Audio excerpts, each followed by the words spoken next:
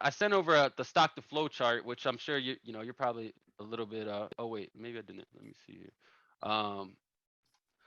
I tried to send over this stock to flow chart to Corey here. So basically what it shows is that by 2000 2026 there's an expected average price of $1 million of Bitcoin. Now, I can't say that this will happen for sure, but it's surprisingly accurate. This chart has been surprisingly accurate. The chart came out in 2000 and I think 11, 12. Um, and I just watched a video not too long ago about how they actually break down the chart and how it was made. It's a little bit over my head, to be honest. But in the grand scheme of things, they give you, yep, and that's it there for the screen for anybody that can see. So in that chart, it shows that by 2026, we should have an average price of Bitcoin of about $1 million. And at what is it? At the end of 2022, which is coming up, here pretty soon, a year and a half away, there'll be an average price of $100,000. So, this chart is called the stock to flow chart. It doesn't necessarily give you the highest peak. It's not saying this is what the peak of the market will be. It's saying this is what the average price will be over this time. And you can like follow along the chart. You can see it's been relatively accurate. It's actually one of the longest standing charts for cryptocurrency that like people use, that hasn't been fully broken. But they say Hmm. there's a saying that most charts are, what do they say, babe? Most charts are they're made to be broken. So at some point, this chart will get broken, just like all models.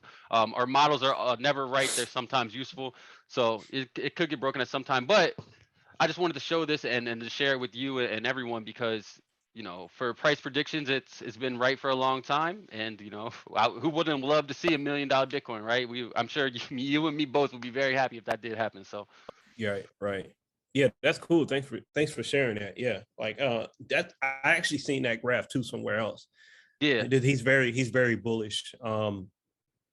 Like I said, I see it hitting a million, and it's interesting that he sees it hitting a million in 2026, which is a year before the next projected recession. So I that's what yeah I'm wondering. yeah. I'm wondering if we get the run up, and then we get the what's 80% of a million? What's that, 200,000 drop down? So I don't know. Well, and he's also taken into account, if you look at it, the next Bitcoin halving day is in 2024.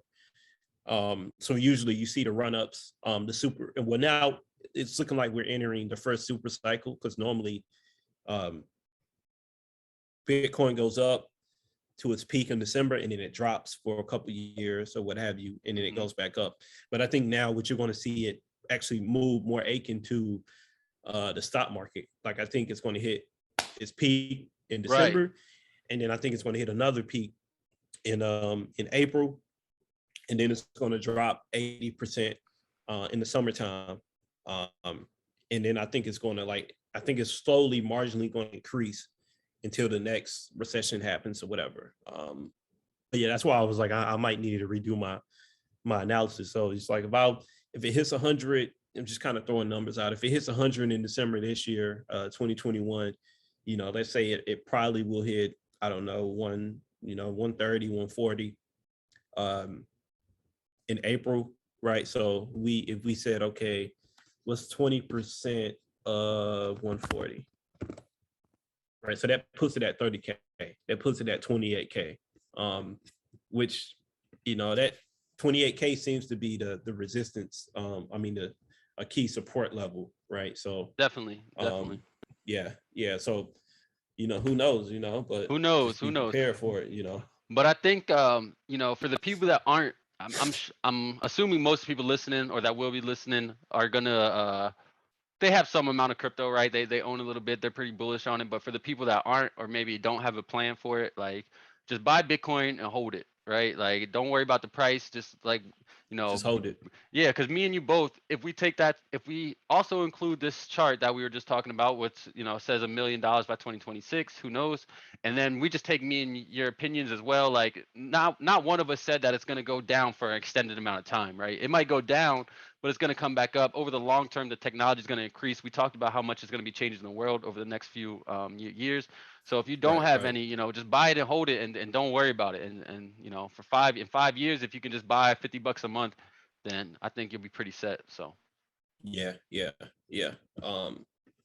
I think it's better than having a savings account. You Yeah, know? I really think Yeah, so, man. I really yeah, think so. I yeah, think yeah.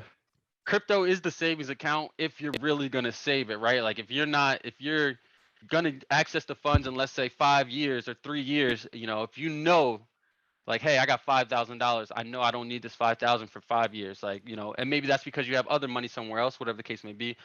You put it into Right, crypto, you dollar cost average in the 5,000, so you get a relatively average price, and then you don't worry about it. You come back in 5 years, however much you did put in exponentially has grown. So I completely agree with you that, in the long run it's going to go up, so you shouldn't worry about the short term prices.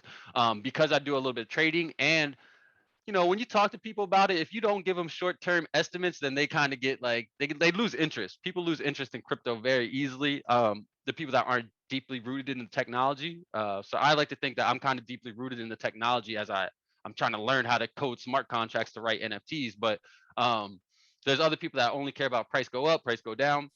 And so, if that's your mindset, then it's going to be tough to gain long-term wealth. You should just be putting money in and holding it for the long term.